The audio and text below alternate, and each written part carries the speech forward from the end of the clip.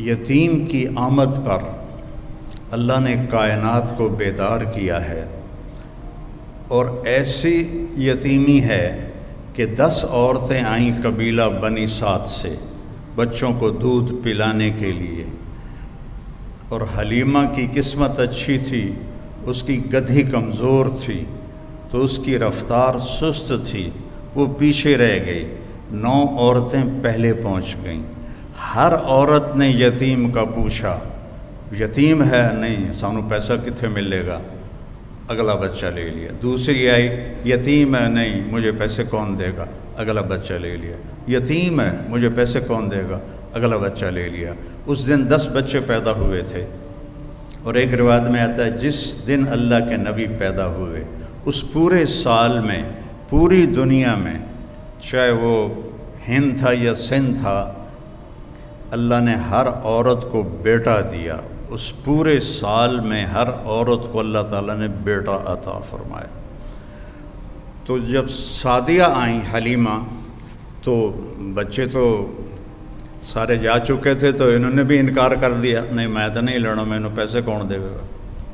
تو جب وہ سارا مکہ پھر گئیں تو بچہ ہی کوئی نہیں، تو ان کے خامند تھے ابو کبشہ، کہنے لگے حلیمہ خالی گود کیا جانا، یتیم کو لے لے چلو، ہمیں اللہ اجر ہی دے گا۔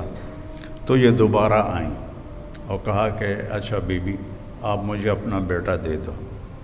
تو حضرت آمنہ علیہ السلام نے فرمایا یہ بڑے بختوں والا بچہ ہے، تم دیکھو گی اس کے اثرات دیکھو گی۔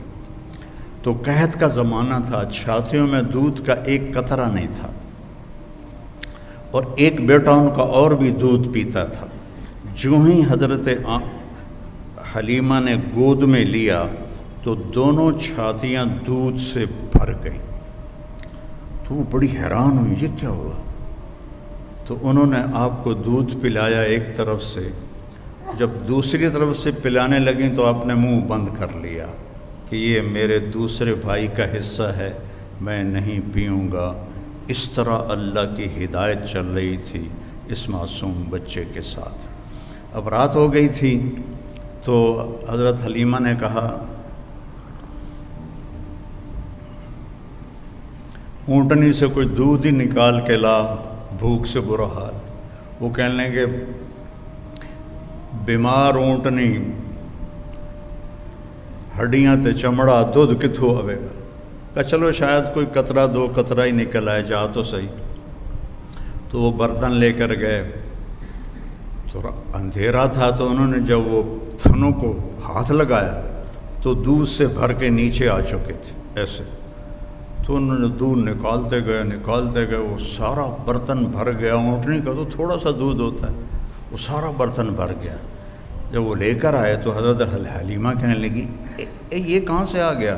کیسی اونٹنی سے آ گیا؟ پھر یہ اس بچے کی برکت۔ جب صبح ہوئی اور حلیمہ نے آپ کو گود میں لیا اور اپنی گدھی پر بیٹھی، گدھے بھی میرے نبی کو جانتے تھے اور آج ہم نہیں جانتے، امت ہو گئی۔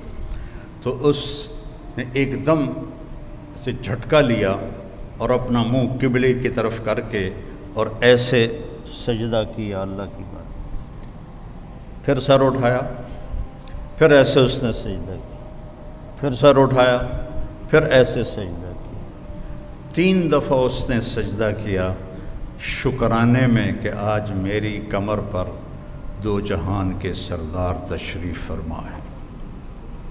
اور جب سفر شروع کیا تو ان کی قبیلے کی عورتیں 24 گھنٹے پہلے جا چکی تھیں، لیکن اونٹنی اور گدھی میں ایسی رفتار آئی کہ وہ 24 گھنٹے کا سفر طے کر کے ان سے آگے نکلنے لگیں۔ تو وہ حیران ہو کر کہنے لگی حلیمہ تیری سواری بدل گئی ہے، کیا ہوا ہے؟ تو انہوں نے فرمایا نہیں، میرا سوار بدل گیا ہے، ان لہذا الصبی لشأنا، یہ میرا سوار بدل گیا ہے، یہ پیدائش سے۔ اور جب آپ وہاں تھوڑے سے بڑے ہوئے اور بکریوں کے ساتھ جانا شروع کیا تو جبریل آئے اور انہوں نے آ کر آپ کو چٹان پہ لٹایا، آپ کا سینہ چاک کیا اور دل نکالا اور اس کو صاف کیا اور پھر وہاں فٹ کر کے وہ چلے گئے۔ تو ان کے جو بھائی تھے وہ دوڑے دوڑے گئے کہ میرے قریشی بھائی کو کسی نے قتل کر دیا۔ جب وہ واپس آئے تو دیکھا آپ تو ٹھیک ٹھاک بیٹھے تھے لیکن گھبرائے ہوئے تھے۔ اتنے بچپن سے آپ کی طہارت کا اللہ نے نظام چلایا۔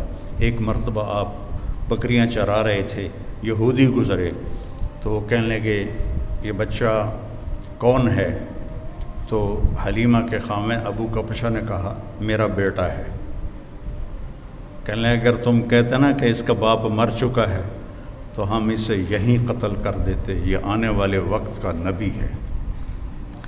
12 سال کی عمر میں حضرت ابو طالب آپ کو لے کر تجارت کے لیے گئے تو زرقا ایک جگہ ہے، میں وہاں گیا ہوں، وہاں ایک راہب تھا بحیرہ۔ جب وہ اس نے قافلے کو دیکھا تو کہنے لگا تمہارا سردار کون ہے؟ ان کا یہ ہے۔ کہا آپ کی کل دعوت ہے۔ انہوں نے کہا پہلے تو تم نے کبھی ہمیں پانی بھی نہیں پوچھا تو آج دعوت کیوں ہے؟ کہا یہ کل بتاؤں گا۔ اگلے دن اس نے کھانے کا انتظام کیا اور سارے مکے کا قافلہ ایک درخت کی چھاؤں میں بیٹھ گیا۔ جب وہ بحیرہ اس کا نام تھا آیا، اس نے ایسے ایسے دیکھا تو کہنے لگا سارے پورے ہو؟ کہاں پورے ہیں۔ کہا نہیں کوئی کم ہے۔ کہاں ایک بچہ ہے اونٹ چرانے گیا ہے۔ تو بحیرہ کہنے لگا اسی بچے کی وجہ سے تو دونوں روٹی کھوا رہے ہیں، دونوں کہاں پوچھنا ہے، اس بچے کو بلاؤ۔ تو پھر ایک آدمی گیا آپ کو لینے، جب آپ تشریف لائے تو چھاؤں ساری کور ہو چکی تھی، سارے لوگ چھاؤں میں بیٹھ چکے تھے، آپ کے لیے چھاؤں میں جگہ نہیں تھی۔ دھوپ میں جو ہی بیٹھے تو درخت کی شاخوں نے آگے بڑھ کر آپ کے اوپر سایہ کر دیا۔ تو وہ بحیرہ یہ دیکھ رہا تھا، تو پھر وہ آیا اور آپ کو کھڑا کیا، کہنے لگا یہ کس کا بیٹا ہے؟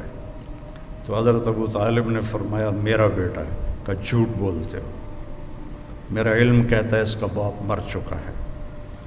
تو وہ فرمانے لگے ٹھیک کہتے ہو، یہ میرے بھائی کا بیٹا ہے لیکن مجھے اپنے بیٹوں سے عزیز ہے۔ پھر اس نے آپ کی کمر سے کپڑا ہٹایا تو مہر نبوت تھی۔ تو وہ کہنے لگا اس کو یہیں سے واپس لے جاؤ، یہ آنے والے وقت کا نبی ہے، اگر یہودیوں نے دیکھ لیا تو اسے قتل کر دیں گے۔ تو ابو طالب نے وہیں اپنا سامان بیچا، شام بھی نہیں گئے اور وہاں سے واپس چلے گئے۔ ایک دفعہ حضرت عمر رضی اللہ تعالیٰ عنہ تجارت کے لیے شام گئے تو وہاں ان کا جھگڑا ہو گیا، تو ایک شامی سردار نے ان کو گرفتار کروا لیا اور اپنے وہاں غلامی میں لے لیا۔ تو حضرت عمر رضی اللہ عنہ 2-4 دن ٹھہرے، پھر موقع پایا اور اس کو مارا ڈنڈا، شامی سردار کو، وہ مر گیا۔ تو ان کو پکڑنے لگے تو وہ بھاگے۔ اب یہ بدو آدمی تھے، ان کو وہ شہری پکڑ ہی نہیں پا رہے تھے، تو آگے جب گئے تو ایک پادری کھڑا تھا گرجے کے دروازے پر، اس نے حضرت عمر کو آتے دیکھا تو ان کو دور سے بلایا، ان کو اندر لے لیا اور دروازہ بند کر کے کھڑا ہو گیا۔ پیچھے سے مجمع آیا، جی آپ نے کوئی بدو تو نہیں دیکھا یہاں؟ کہا کوئی نہیں ہے، چلو بھاگ جاؤ۔ چلے گئے۔ وہ اندر آیا، کہنے لگا کون ہو؟ کہا میں عرب ہوں۔ کہاں سے آئے ہو؟ کہا میں مکہ سے آیا ہوں۔ کہنے لگا تمہارے شہر میں کسی نے نبی ہونے کا دعویٰ کیا ہے؟ ان کا نہیں۔ کہا ان قریب تمہارے شہر میں ایک نبی ہونے کا دعویٰ کرے گا، وہ آخری نبی ہوگا اور تیرے مقدر میں اس کا ساتھی بننا لکھا ہوا ہے، اور تیرے مقدر میں اس ملک کو فتح کرنا لکھا ہوا ہے۔ تو مجھے یہاں تحریر لکھ دے کہ جب تیری فوجیں میرے ملک کو فتح کریں گی تو میرے گرجے کو نہیں گرائیں گی۔ حضرت عمر کہنے لگے حضور میری غربت دا مذاق تا نہ اڑاؤ، میں تو اتنے مزدوری کرن آیا روٹی واسطے، تجھے میں نے بادشاہ بنا رہے ہو. وہ کہنے لگا تو تجھے کیا فرق پڑتا ہے, تو لکھ دے, چاہے میں جھوٹ ہی کہہ رہا ہوں تو لکھ دے. تو حضرت عمر نے لکھ دیا کہ جب میری فوجی آئیں تو اس کے گرجی اور اس کو کچھ نہ کہا جائے, اور حضرت عمر لکھنا جانتے تو سائن کر دیے. پھر جب حضرت عمر کے زمانے میں ملک شام پر لشکر کشی ہو رہی تھی تو پھر آپ نے وہ خط حضرت ابو عبیدہ کو دیا کہ اس راہب کی آپ نے حفاظت کرنی ہے. اتنا پہلے آپ کی آمد کی نشانیاں ظاہر ہونا شروع ہو چکی تھیں. آپ درخت کے پاس سے گزرتے تھے, درخت کہتا تھا السلام علیکہ یا رسول اللہ. آپ پتھر کے پاس سے گزرتے تھے, پتھر کہتا تھا السلام علیکہ یا رسول اللہ.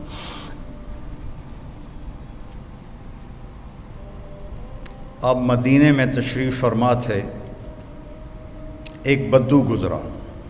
آپ نے گو دیکھی ہے؟ آپ میں سے کسی نے گو دیکھی؟ اچھا, بی بی ویکھی ہے, تجھے نہیں ویکھی ہے؟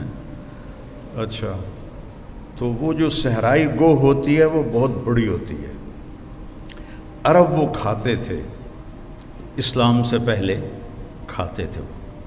تو اس نے وہ گوہ کا شکار کیا ہوا تھا اور اس کو رسی سے باندھا ہوا تھا تو اس کی دم کے ساتھ, اور یوں اونٹ پہ لٹکا کے جا رہا تھا. راستے میں آپ کی محفل دیکھی تو کہنے لگا یہ کون ہے؟ ان کا یہ وہ ہے جو کہتا ہے میں نبی ہوں. تو اس نے اپنی اونٹنی کو موڑا اور آ کر کہنے لگا تو ہے جو کہتا ہے میں نبی ہوں؟ تو نے گھر گھر میں لڑائی ڈال دی ہے. اگر میری قوم کی اور تیری صلح نہ ہوتی تو میں ابھی تیرا سر اڑا دیتا. تو حضرت عمر رضی اللہ عنہ کی آنکھیں گھومنے لگیں, یا رسول اللہ مجھے اجازت ہے میں اس کا سر اڑاؤں. آپ نے کہا عمر تجھے پتہ ہے قاد الحلیم ان یکون نبیہ, صبر والا اور معاف کرنے والا اور درگزر کرنے والا نبی بنتے بنتے رہ جاتا ہے. یہ اتنی بڑی صفت ہے. پھر آپ نے فرمایا بھائی آپ کو مجھ سے کیا گلہ ہے؟ کہنے لگا گلے چھوڑو, پہلے تم میرے سوال کا جواب دو. اس نے گوہ کو کھولا رسی سے, شکار ہوا مری ہوئی آپ کے سامنے ایسے پھینک دی. کہنے لگا اس سے کہو یہ تمہاری نبوت کا اعلان کرے پھر تجھے نبی مانوں گا. اور ایسے کھڑا تھا ایسے, یعنی میں نے اب اس کو لاجواب کر دیا. مویا تا بندہ نہیں بلندہ گو کتھو بولنا ہے, یہیں کھلوتا ہے ان کا. ایسے کہو یہ تیری نبوت کو کا اعلان کرے. تو آپ نے اس کو ایسے دیکھا, کہا یا ضب, ضب گوہ کو کہتے. تو اس نے ایسے آنکھیں کھولی تو اس کی گردن تو ہوتی نہیں ہے. تو اس نے اپنے اگلے ہاتھ یوں اوپر کیے اور اپنا سینہ اٹھا کر کہا لبیک و سعدیک یا زین من وافا یوم القیامہ. سبحان اللہ, لبیک یا رسول اللہ, میں حاضر یا رسول اللہ. اور اس نے آپ کو ایک ٹائٹل دیا, ایک لقب دیا. میرے پاس ایک کتاب ہے جس میں 1375 نام ہیں ہمارے نبی کے, القاب ہیں. نام تو محمد و احمد ہے, باقی لقب ہیں. تو اس میں ایک علامہ سندھی ہیں, انہوں نے جمع کیے تھے. تو سب سے خوبصورت ٹائٹل اس گوہ نے دیا ہے, یا زین من وافا یوم القیامہ. قیامت کا دن بہت ہولناک ہے. یوم یجعل الولدان شیبا, الحاقۃ ما الحاقہ, القارعۃ ما القارعہ, هل اتاک حدیث الغاشیہ, زاغت الابصار. کیا کیا قرآن نے بیان کیا ہے قیامت کے دن کی ہولناکی کو. وہ کہنے لگے اے وہ ذات جس کی برکت سے قیامت کا دن خوبصورت ہو جائے گا. سبحان. وہ بدو پہلے ایسے کھڑا تھا نا, پھر اینج ہو گیا, اسے گلا بھی اے تو کچھ اور کم بن گیا, تو اس کے ہاتھ نیچے چلے گئے. تو کہنے آپ نے کہا من تعبد, کون ہے رب تیرا؟ کا من فی السماء عرشہ وفی الارض سلطانہ وفی البحر سبیلہ وفی الجنت رحمتہ وفی النار عقابہ. میرا رب وہ ہے جس کا عرش آسمانوں پر ہے, سلطنت زمینوں پر ہے, راستے سمندر میں ہے, رحمت اس کی جنت میں ہے, عذاب اس کا جہنم میں ہے. آپ نے فرمایا من انا, میں کون ہوں؟ سبحان من انا، گوہ بول رہی ہے، انسان نہیں بول رہا، گوہ بول رہی ہے، اور خوبصورت عربی میں بول رہی ہے، من انا، میں کون ہوں؟ وہ کہنے لگی انت رسول رب العالمین، آپ رب العالمین کے رسول ہیں۔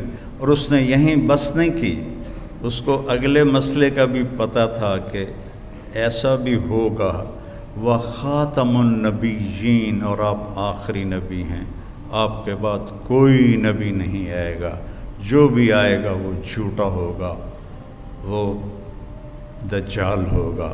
وخاتم النبیین قد افلح من صدقک، جو آپ کی پیروی کرے گا وہ کامیاب، وقد خاب من کذبک، اور جو آپ کے راستے سے ہٹے گا وہ ہلاک و برباد۔ تو آپ نے فرمایا دس بھائی ہن کی صلاح ہے؟ کہنے لگے گو کلمہ پڑھ گئی، ہوں میں کیوں نہ پڑھا؟ پھر اس نے بھی کلمہ پڑھا اور وہ ایمان لایا۔ اللہ نے ایسے میرے آپ کے نبی کی نبوت کو کائنات کی ہر چیز کے اوپر اس کی مہر لگا دی۔ جبریل سے آپ نے فرمایا میں جو رحمت للعالمین ہوں، میری رحمت سے تجھے کیا حصہ ملا ہے؟ جبریل تو عرش کے نیچے ہوتے ہیں۔ کہ یا رسول اللہ مجھے بھی ڈر لگتا تھا کہ کہیں میں دوزخ میں نہ چلا جاؤں۔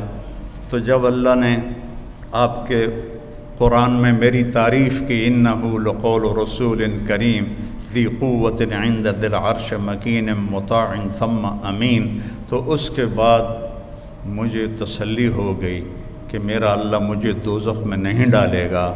آپ کی رحمت للعالمین عرش سے جا کر ٹکرا رہی ہے، عرش کے اوپر تو پھر اللہ ہے، عرش کے ساتھ جا کے ٹکرا رہی ہے۔ تو میرے نبی کی نبوت سب سے جدا، سب سے الگ، سب سے مکمل، سب سے کامل۔ ترکتکم علی محجۃ بیضاء، میں جا رہا ہوں اور ایک راستہ دے کے جا رہا ہوں جو انتہائی روشن ہے، لیلھا کنہارھا، اس میں رات آتی نہیں، دن ہی دن ہے، دن ہی دن ہے، روشنی میں سفر طے کرو، لا یزیغ عنہا الا ہالک، ہاں اگر اس میرے راستے سے ہٹ جاؤ گے ہلاک ہو جاؤ گے، برباد ہو جاؤ گے، تباہ ہو جاؤ گے۔